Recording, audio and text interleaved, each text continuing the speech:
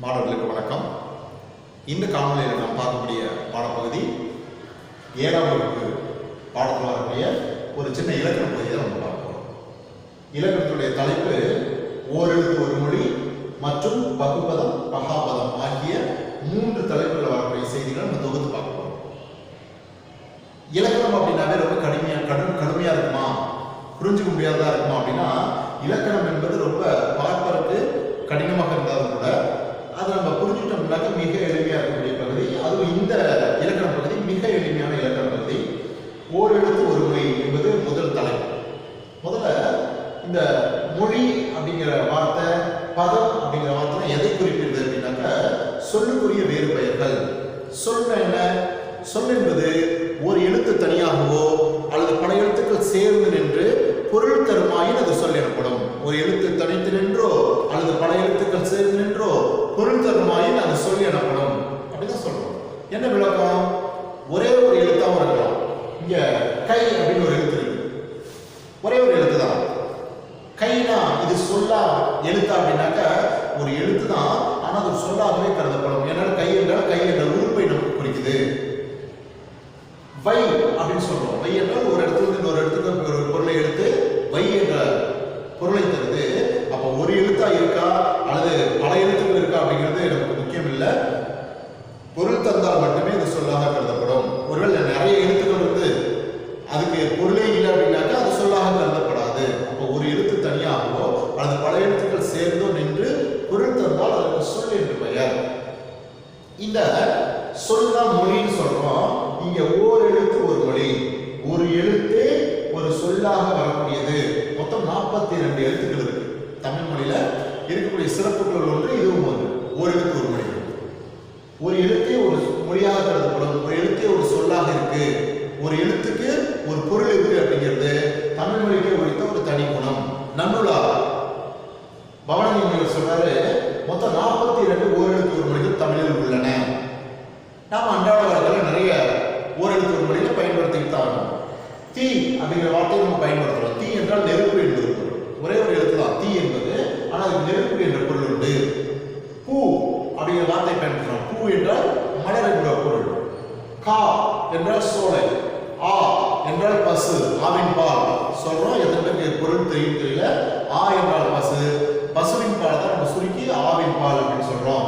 மா என்றால் மாம்பழம், மாமரம், பெரிய போன்ற பல பொருளை தரக்கூடிய எழுத்து. கை என்றால் உறுப்பை குறிப்பது சொன்னோம்.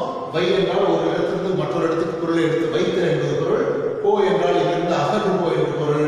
வா என்றால் அங்கிருந்து இங்கே வா என்று பொருள். அப்ப இந்த ஓரெழுத்து ஒரு மொழிகள் மொத்தம் 42 இருக்கு. உங்களுடைய புத்தகத்துல பக்கம் 40வது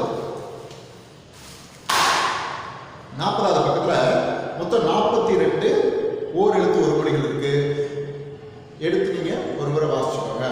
மிக சுருக்கமாக அமைந்த பகுதி தான் இந்த ஓரெழுத்து ஒரு மொழி இருக்கிறது. இதுல சொல்றதுக்கு வேற ஏதோ செய்திகள் இல்லை. அடுத்த தலைப்பு பகு பதம் பகாபதம். 2 இருக்கு. நம்ம முதல்ல பகு பதம் பார்க்கணும். பதம் என்றால் என்ன? பதம்னா என்னன்னு சொன்னோம். பதம் என்பதற்கு சொல், மொழி, கிளவி என்ற பொருள் உண்டு. ஒரு சொல்லுக்குரிய வேறு பெயர் பதம். பகு என்றால் பிரித்தல் என்பது பொருள். பகுபதம் என்றால் பிரிக்க முடிந்த சொற்கள் என்பது பொருள். பகாபதம் என்றால் பிரிக்க முடியாத சொற்கள் என்பது பொருள். இது 6 வகையில் அமையலாம். பகுபத சொற்கள் 6 வகையில் அமையலாம். பொருள், இடம், காலம், சினை, பண்பு, தொழில் ஆகிய 6 அடிப்படையில் அமையும். எடுத்துக்காட்டு கொடுத்திருக்காங்க. பொன்னன், பொன் கூட்டல் அன். நாடன், நாடு கூட்டல் அன். சித்திரையான், சித்திரை கூட்டல் ஆண். கண்ணன், கண் கூட்டல் அன். இனியன், இனி கூட்டல் அன். உழவன், உழவு கூட்டல் அன் என்ற 6 அடிப்படையில் அமையலாம். உழவு கூட்டல் அன் என்ற 6 அடிப்படையில் இந்த பகுபதம் அமையலாம்.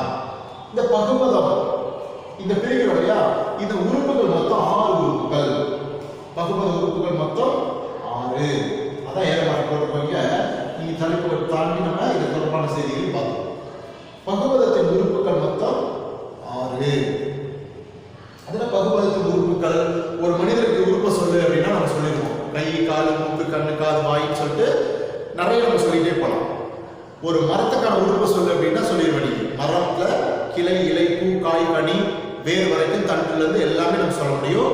அப்ப ஒரு மனிதனுக்கோ ஒரு தாவரத்திற்கோ நீ உறுப்பை சொல்ல முடியும். ஆனா ஒரு சொல்லுக்கு உனக்கு உறுப்பு சொல்ல முடியுமா அப்படின்னா சொல்ல முடியாது. காரணம் நீ இது வரைக்கும் படிக்கல. மொத்தமே 6 உறுப்புகள் தான். மனுஷனுக்கு தலை முதல் கால் வரை நிறைய உறுப்புகள் இருக்கு. மொத்தம் சொல்லுக்கு மொத்தம் 6 உறுப்புகள் தான். அப்ப பகுபதத்தின உறுப்புகள் மொத்தம் 6. அதுல முதல் உறுப்பு பகுதி என்று சொல்லப்படக்கூடியது. இது தலை மாதிரி, மனுஷனுக்கு இருக்கக்கூடிய தலை மாதிரி. இந்த பகுதி எப்படி வரும்? கட்டளையாக வரும். பொருள் தரணும். பகுதி என்பது ஒரு சொல்லில் கட்டளையாக வரும், பொருள் தரணும். கடைசி ஆகக்கூடியது விகுதி என்று சொல்லக்கூடியது. விகுதி என்றால் ஒரு மனிதனுக்கு இருக்கக்கூடிய கால் பகுதியை போல. சார் பகுதி சொல்லிட்டு நேர விகுதிக்கு வந்துட்டீங்களே. ஆமா, பகுதியும் விகுதியும் குறைந்தபட்சம் ஒரு சொல்லில் இருக்கணும். அப்ப பகுபதத்தினோட உறுப்புகள்ல குறைந்தபட்ச உறுப்புகள் பகுதியும் விகுதியும் கண்டிப்பா ஒரு சொல்ல இருக்கும். பகுதி என்பது தலையை போல, விகுதி என்பது காலை போல. பகுதியினுடைய உறுப்பு எப்படி நம்ம கண்டுபிடிக்கிறது? பகுதி என்பது முதல் நிலையில வரும், கட்டளையாக வரும், பொருள் தரணும். விகுதி என்பது அது என்ன உயர்தனையா அக்ரணையான்னு நம்ம கண்டுபிடிக்கிறதுக்கும் அதனுடைய விகுதி உதவும். அப்ப விகுதி என்பது பால், திணை ஆகியவற்றை உணர்த்துவதற்காக வரக்கூடியது. அப்ப குறைந்தபட்சம் பகுபதத்துடைய உறுப்புகள்ல பகுதியும் விகுதியும் கண்டிப்பாக இருத்தல் வேண்டும். 2 உறுப்பு நம்ம பார்த்தோம். அடுத்த உறுப்பு இடையில வரக்கூடிய இடைநிலை பார்ப்போம். 3வது உறுப்பு இடைநிலை.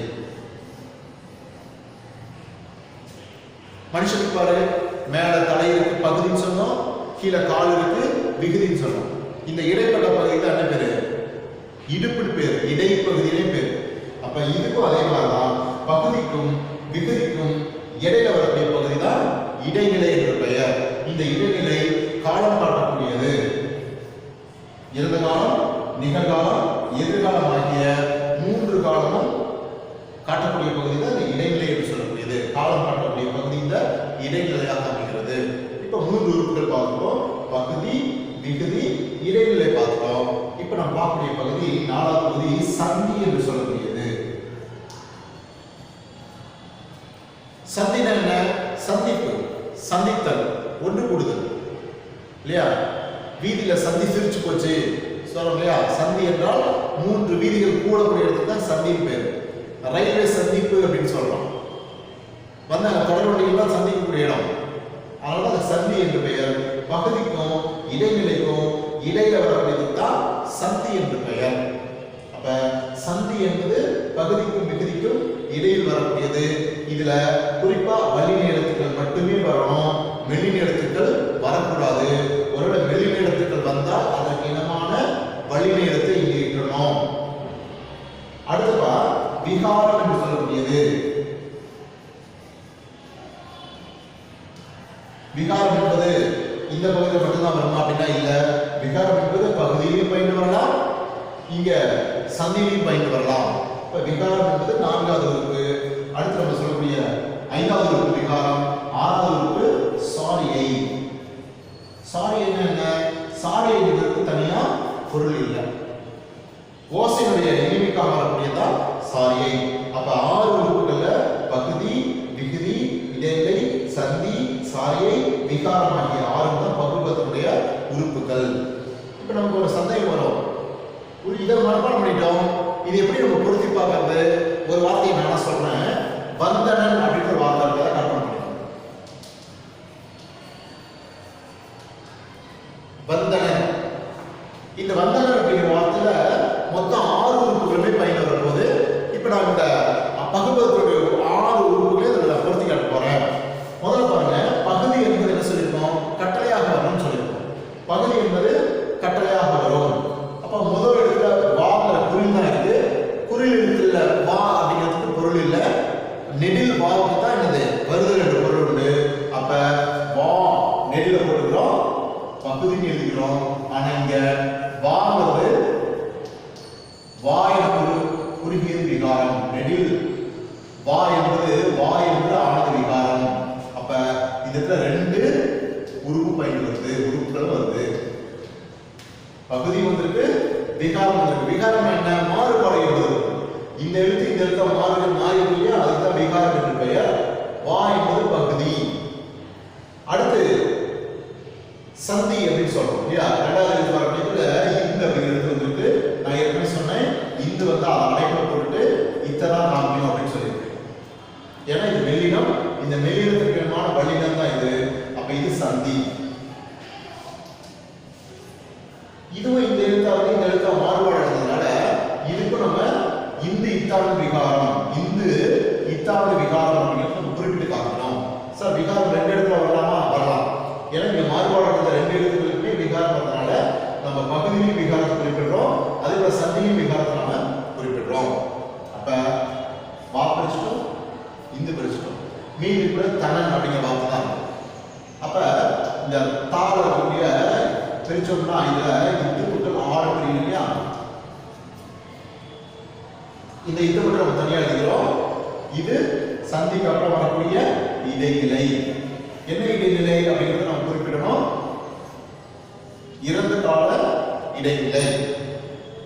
அடுத்து இதுல அனன் அப்படிங்கிறது இருக்கு. இந்த நாவை பிரிச்சோம்னாக்க இதுலயும் இன்குட்டல் 6 பிரிவு இல்லையா.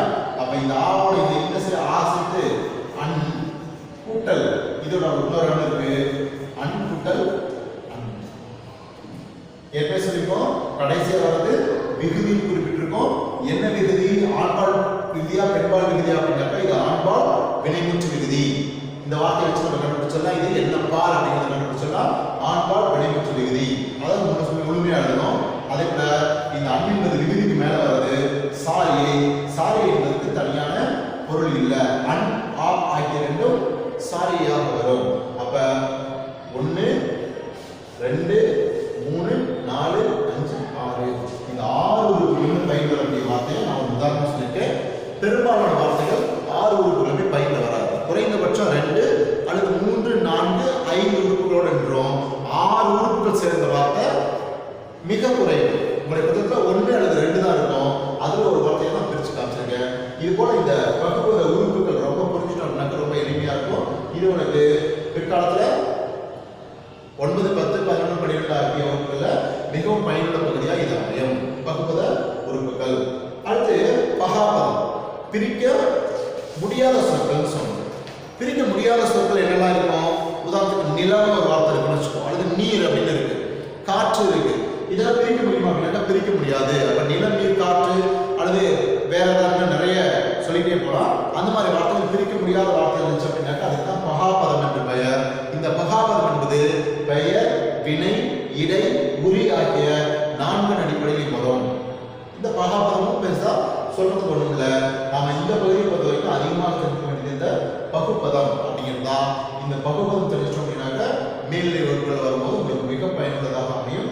இந்த மாதிரியான வார்த்தைகள் எடுத்து நீங்களே பிரிச்சு பாருங்க. புத்தகத்துல 40